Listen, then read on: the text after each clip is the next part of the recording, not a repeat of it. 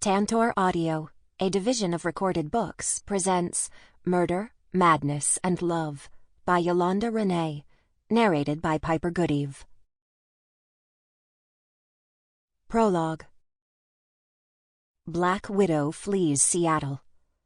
Sarah Palmer becomes chairman of the board as investigations into her husband's death continue. Update News, September 21st. Sarah Palmer, widow of Michael Palmer, has taken on the role of chairman of the board for the Palmer Corporation 1 year after the death of her husband. The company, which her husband built from a one-room storefront to a multi-million-dollar business resource company, has flourished under the guidance of the former corporate attorney and his best friend, Gerald Kessler. Mrs. Palmer, a graduate of the University of Washington, recently moved back to her hometown of Anchorage, Alaska. Is it possible this talented artist is getting away with murder? Despite labeling Michael Palmer's death an accident, official sources have reported that there is an ongoing investigation into the unusual circumstances. Netta Greenwald, Michael Palmer's aunt, has also hired private investigators to look into her nephew's death. Mrs. Greenwald claims Michael Palmer wanted to end his marriage, a plan he shared with her just a week before his death. Thrown clear of the Porsche 918 Spyder, Michael Palmer died of a broken neck when his vehicle careened off the road and into a stand of trees. His young wife, Sarah Davis, had generously presented him with the Spyder after his 38th birthday luncheon at the Herb Farm restaurant in Woodinville, Washington. Estimated speeds were as high as 90 miles per hour as Palmer broke in his gift. But speed was only a contributing factor. To avoid children exiting a school bus, he swerved off the road, at which point the vehicle hit a tree and was engulfed in flames. While experts believe the car's brakes had malfunctioned, the fire destroyed any evidence of tampering. The question remains, how could a brand-new Porsche, just delivered from the showroom floor, not have working brakes? Various local media outlets suspect Mrs. Palmer of foul play, labeling her a black widow seeking full control of her late husband's millions, as well as the corporation. Will these questions ever be answered, and justice found for the young entrepreneur? Will Sarah Palmer ever be free of the Black Widow label?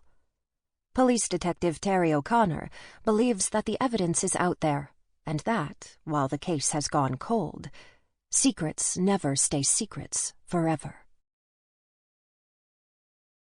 Chapter 1. November 14th, 10 p.m. Deborah pulled up the collar of her jacket and stared out at the Arctic gale battering the city. Well, it's do or die. See you tomorrow, she said to Ginger, her best friend. Deb, you've got nothing to prove. Ginger's words were barely audible over the sound of the storm as Deborah opened the door. She stepped across the threshold. Yes, I do.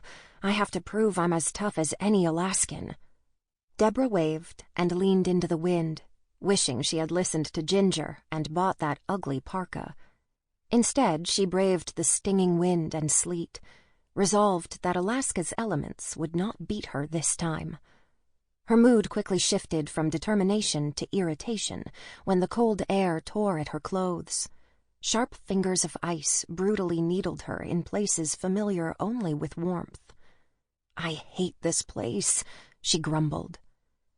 Determination pushed her forward when common sense should have won out and sent her back inside. You can do this. Halfway through the alley, Deborah spotted her car. A coworker had cleared the SUV of snow. Thank God for friends. Deborah pushed the remote button on her keychain to start it and felt a sense of accomplishment. Now all she had to do was master the drive home. Her joy was fleeting as hands clamped down on her shoulders. Hey, wait a minute! She barely had the words out before a gloved hand closed over her mouth. Utter helplessness and cold steel, slicing deep, registered in her mind as reality changed from surviving a winter storm to sheer terror. "Oh, God!" Deborah wanted to cry, but her stifled screams became gurgles as she choked on blood. Released from captivity, she sank to the ground like a deflated balloon. Her hands, finally free from immobilizing fear, reached for her throat. Lifeblood poured between her fingers, and her final seconds moved in slow, deliberate steps. Deborah fell back into a soft pillow of snow. "Oh, God, please don't let me die!" She screamed in her mind, because her larynx no longer worked. A shadow appeared. Deborah tried to raise her leaden arms skyward to reach for rescue, but they fell limply at her sides when she realized her attacker stood above her. Why me?" She tried to speak, but her jaw only jerked lamely. The words bounced soundlessly in her skull. Critically weakened, she fought to cling tightly to the life being so savagely stolen from her. She stared up into the falling snow, but could no longer feel the sting of its chill. The Arctic air rapidly extinguished the last embers of her life. Tears froze on her eyelashes, and snowflakes, numerous and unrelenting, began to cover her with an icy blanket. Blood poured from the open wound, sending spirals of steam and Deborah's essence heavenward. 11 p.m.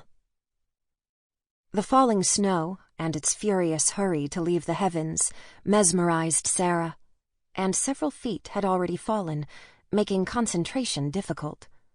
A stack of papers lay untouched on her desk, a testament to the current object of her procrastination. Quarterly financial reports simply did not hold the ambiance of the snowstorm. Entranced, Sarah could not resist the storm's inviting whispers. After hours of blizzard-like conditions, the snow now fell gaily, like weightless sparkles of light. As if by magic, the city lights reflected off the clouds and helped to vanquish the blackness of winter to another time. Sarah's newfound joy began to lift her lingering heartache, and, for the first time in a long while, she felt adventurous. The unnatural light gave the park across the street the appearance of a fantasy world, where snow angels sang while gnomes and fairies danced. The clock chimed 11, breaking the spell and spurring Sarah to action. She dressed warmly and hurried to the park to make the season's first snow angel. 22 of her 27 years fell away as she marveled at the snowflakes caught on her sleeve. Her first real snowfall in 8 years. Sarah finally felt welcome in her hometown. Joyfully, Sarah played.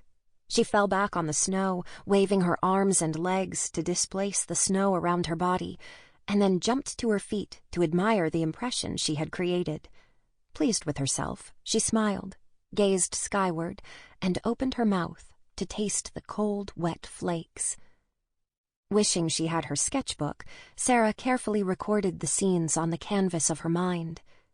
With an artist's eye, she noted the snow-laden trees and bushes, the empty children's swing and slide, the park benches and the ball field. Sarah immersed herself in this simple life experience, reveling in the re-emergence of her creative energy. The death of her husband Michael, a year earlier, had left her empty and uninspired. The snowfall and her sudden, unbridled play had filled the black hole inside her heart with longing. Sarah wanted to capture the scene, the city's night lights, and the reflected colors of red, green, and orange, and imagined the blue and gray she would need to portray the evening's eerie brilliance. On a whim, she created a choir of angels on a snowbank and vowed to put it on canvas at her first opportunity. The fun and fantasy ended abruptly with a flashing light and a screaming siren. Startled back into reality, she felt cold and realized she had played much too long. Sarah headed home, her joy erased by the harsh reality. Despair took hold again. She tried shaking off the darker mood, imagining the negativity floating away with the clouds moving east overhead. But through the window of his unmarked truck, Sarah caught sight of the officer, whose presence had reminded her unhappiness was always within reach. He nodded. She glared at him and trudged defiantly home. Midnight. Detective Steven Quaid had definitely caught the young woman's attention. The siren and light, meant to scare her into getting out of the park, had done the job. She stopped playing and started walking, he hoped, home. Midnight was not a suitable hour to be alone anywhere in the city. And while Steven understood the draw of the season's first snowfall, he also knew firsthand the craziness the first snowstorm inspired. He wanted to yell at her, "Go home!" Then she looked directly at him, and Steven found himself smiling and nodding, despite his concern. Not the teenager he expected. The woman's eyes held a sparkle that was obvious, even in the subdued light, and Steven was certain he saw a look of confident defiance in them. He slowed and turned in his seat for another look, but his view of long hair turned white from the snowflakes caught in the curls, while lovely disappointed him. He wanted to see her face. Damn. Had he just caught a glimpse of the woman of his dreams? Minutes earlier, Steven had spotted her from his apartment window. He smiled once or twice at her innocent play, his own memories of childhood fun tugging at him. A telephone call from the dispatch center had ended any thoughts of engaging her in a snowball fight. The department needed Steven downtown. A body discovered under the freshly fallen snow required his expertise. But, in answering the call, he detoured through the park to warn the young woman about the dangers of playing alone. A native Alaskan, Steven Quaid could trace his family's heritage back to the gold miners who had settled the Alaskan frontier in the late 18th century, as well as the natives, the first stewards of the land. His father constantly reminded him of it, insisting a political responsibility existed simply because of his ancestry. His father, Daniel Quaid, a retired statesman, never lost hope that Steven would one day change his mind about being a cop and aim for a more prestigious occupation. Steven's mother, who was a member of the Tlingit tribe, admired Steven's success and secretly gave her blessing for whatever choice he made. Steven had been a detective for more than 10 years and had decided long ago he would never tire of the challenge each case brought. When he stopped at the intersection on the far side of the park, he surveyed the area. Finding the rest of the playground empty, Steven focused on the job before him and made his way uptown, just 5 blocks from the park. Within minutes of the body's discovery, the department had notified him. Once on scene, Steven maneuvered his truck through a maze of aid cars and black and whites, and his frame of mind became one of unswerving determination. Persistent and shrewd, Steven had unparalleled success in solving mysteries. While he could attribute his unyielding resolve, quick anger, and dry wit from his Irish father, his mother had contributed to his good looks, sharp intellect, and thoughtful manner. Thoughts of his first case haunted him as he approached the scene of this crime. Was Anchorage in for another bloody winter? Steven located the officer in charge. "Anderson, you the first on scene?" Yes, sir." The sergeant shook Steven's hand. "How'd they ever find her in this blizzard?" "A city worker getting ready to clear the alley did his usual walkthrough for drunks. He noticed bloody tracks and called 911 immediately. The snow covered her, but with some probing and a snowblower, we uncovered the body. We're lucky this is a busy alley. Otherwise, she might have been here until the spring thaw." Sergeant Anderson paused for a moment, then continued. "The assailant cut her throat, and, well, you can see the mess we have here." Steven realized words could never adequately describe such a scene. She rested in a puddle of red slush. The spilled blood stood out sharply against the whiteness of the freshly fallen snow, and Steven experienced an eerie sense of déjà vu. Chichaco? Chichacos were what residents called folks who were unprepared for the Alaskan elements, and the victim's thin leather jacket gave her away.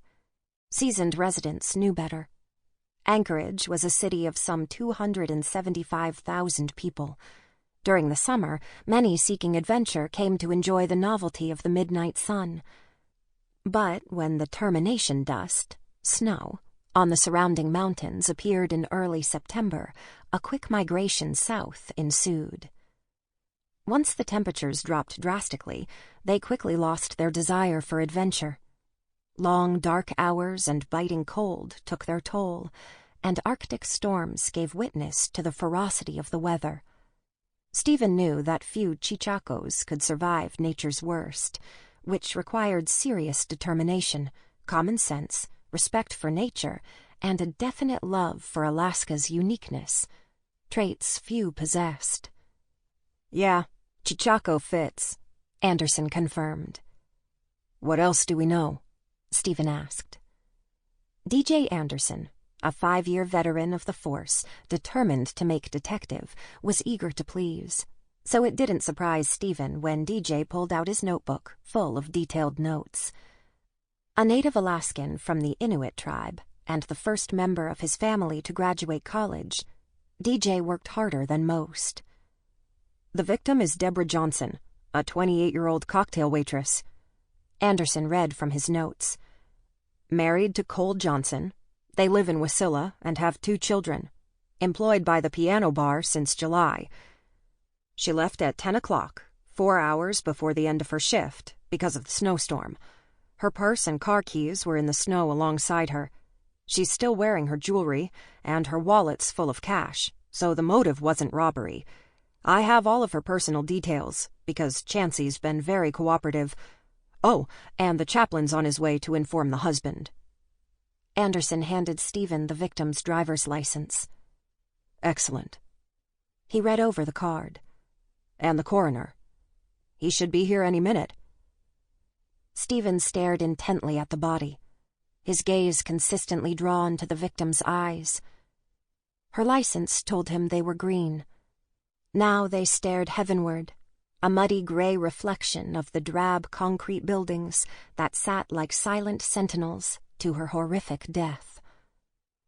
Steven saw surrender on her face. She had recognized death, stared it down, and accepted her fate. The thought chilled him. They knelt next to her, careful to avoid any contact with the blood. The footprints belong to the city worker, Anderson explained. Steven noticed they were marked evidence, but observed no others. The snow is wet and heavy, probably obliterating any evidence of the killer's footprints. Notice the blood on her thigh? Yeah, like he cleaned his knife there, Anderson surmised. Exactly. And although she took a few minutes to die, she didn't have a chance to fight. He came up from behind her. The direction of the cut, left to right, one deep, well-placed incision. The coroner will tell us the weapon, and we'll get some evidence off her gloves, if we're lucky. Steven stood and looked around, taking in the whole scene. Her car was running, and it had been cleared of snow once. You think she forgot something and went back inside? Anderson asked. Steven pondered the question. She was attacked on her way to the parking lot. Good observation. What else? Anderson continued his report. We've cordoned off the entire alley and the parking lot, and I have 2 men gathering evidence, one searching the general area, and the other is searching the vehicles. We have the permission of the owners. Most of them are in the bar, waiting to be questioned. You've worked with Andy Wright and Don McNeil. We'll collect film from all the security cameras in the area, but there's not one camera back here. No break there. Still, the others will give us the comings and goings on the main thoroughfare. Excellent work. Are you interested in seeing this one through to completion? Yes, sir. Sergeant Anderson stood up straight. Good. I'm going inside. You stay on top of things out here, and with the coroner. I'll see you later, with the rest of the team. You got it." The police photographer began recording the grisly scene. "Beautiful girl," the photographer commented. "Yeah," Steven grumbled. "They always are." "Notice how she fell," the photographer observed. "A snow angel. Ironic, isn't it?" Steven took notice and recalled the young woman he had seen playing in the park earlier. She had made a choir of snow angels. He left the scene, snow angels with green eyes occupying his thoughts as he made his way to the bar. Familiar with the piano bar and its reputation as a stylish venue, Steven recalled the last time he'd enjoyed a drink and a dance here. He knew the owner, Chancey Forrest. Frequented by the upper class and sometimes referred to as Menopause Alley by the younger generation, it was now the scene of a brutal crime. A murder on 4th Avenue, known for its topless entertainment, would not have been a revelation. He wondered how the piano bar patrons would receive the news of murder. Chancey and his employees had gathered near the kitchen. The customers were at the back, giving their names and addresses to several officers. Steven joined 2 other members of his homicide team, Helen Gable and Joe Donner. They divided the work and began questioning the workers and customers individually. Chancey, the owner, claimed that Deborah was a happily married mother of 2 and the sweetest person in the world, who had absolutely no enemies. A favorite with the customers, as evidenced by the size of her nightly tips, Deborah was liked by everyone. She planned to work long enough to save for a down payment on some property her husband wanted in Wasilla. He had never noticed any problems with customers, and she never complained of harassment. Steven knew differently. Someone had chosen her for a reason. Otherwise, she would not be dead in the alley, her blood spilled on dirty concrete. Although clearly upset, her co-workers were willing to help. All, that is, except one young woman who sat alone in the corner. He tried to question her about the evening, but she sat motionless, hardly blinking. He gave her a glass of water and several napkins, gently pressing the glass into her hand. "Drink. It will help." The petite redhead looked dazed. "Are you Ginger?" "Yes. I'm sorry. I can't think. I just keep seeing Deb." "Seeing her?" he asked. "At the door, just before she left. It's just so hard to believe. I can't. Are you sure she's dead?" "I'm sorry, but yes. There's no question." "Horrible. I just want to go home, lock the doors, and never leave again," she whispered. "It's just so unbelievable." She shivered, but continued talking. "Deb, she was my best friend. We traded hours all the time. What if I left early? What if I served a drink to the man, to the monster?" She grabbed his forearm, and her fingers were like ice. He could see the terror on her face. "I mean, if someone could kill Deb." A fresh tear rolled down her cheek. Steven wanted to assure her he would find the person responsible, because he knew he would. But he wasn't about to take the task before him lightly. He gently removed her hand from his arm, continuing the line of questions. "Can you tell me about your best friend?" "Sure." Ginger used the napkins he gave her to blow her nose, took a deep breath, and relaxed. "I tried to stop her. I tried to get her to wait. I knew the road crews would have their work done by closing time, but she wouldn't listen. She insisted on leaving. Why'd she have to leave early?" Ginger looked at Steven as though he would be able to tell her. "Good question. Why did she leave before her shift ended?" "Deb was unhappy. She had a hard time adjusting to life under the midnight sun, and then the cold and dark. She finally worked up the courage to tell Cole, but their schedules didn't always allow them a lot of time together, Cole's and Deb's. She wanted to be honest with her husband, and a slow night gave her that opportunity. Chancey's real nice about that, letting us leave early if it's slow, and we have family stuff to take care of. Was she going to leave him? Oh no, you misunderstand. Deb loved Cole. She would have followed him to the ends of the earth. She wanted to get over her unhappiness.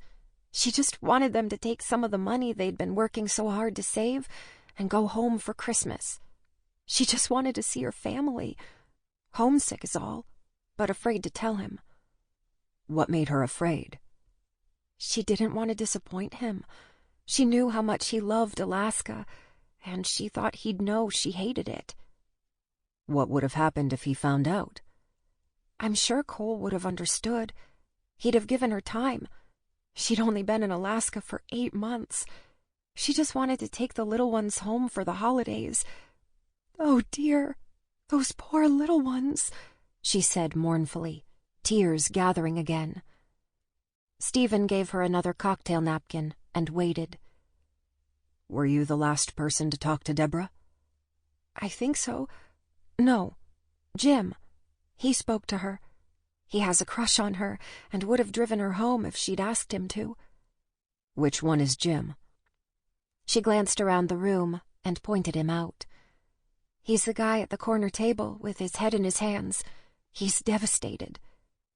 Thank you. Miss Hardin, you've been a big help. Please be patient. We'll need a formal statement.